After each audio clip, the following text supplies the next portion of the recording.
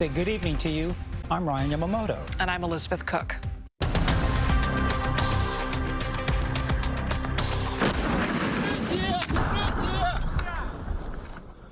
Tonight, Russian forces are ramping up lethal attacks across Ukraine. This video showing artillery fire just outside the capital of Kyiv and in the city of Mariupol. An airstrike destroyed a theater with hundreds of people sheltered inside. Satellite images show the word children was spelled out in Ukrainian on both sides of the theater before the bombing. It comes as Ukraine's president makes a direct plea to Congress for more help. Our Sara Donchey has reaction from Bay Area lawmakers, including one backing a very controversial move.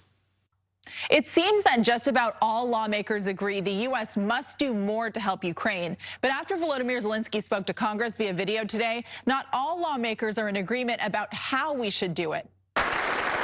Ukraine's president made an appeal to Congress and the American people Wednesday for more help for his embattled country. The American people are helping not just Ukraine, but Europe and the world to keep the planet alive, to keep justice in history. Invoking images of Pearl Harbor and the September 11th terror attacks. When your sky was black from the planes attacking you. And he repeated calls for a humanitarian no-fly zone over Ukraine. Is this a lot to ask for, to create a no-fly zone over Ukraine to save people? Is this too much to ask? East Bay Congressman Eric Swalwell told KPIX 5 Wednesday that everything should be on the table, including instituting a no-fly zone.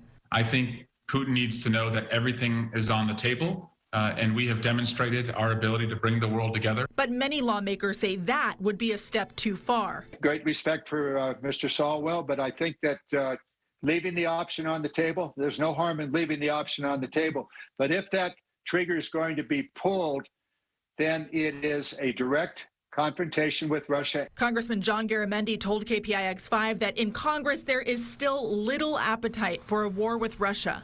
It would require a declaration of war. It would require Congress to authorize the Biden administration to do that, to literally confront Russia in the air over Ukraine. Now, if the votes are there for such a thing, well, that can be considered. But I don't believe the votes are there. The White House did agree to send an additional $800 million in military aid to Ukraine, including American drones, anti-aircraft, and anti-armor systems. Back to you.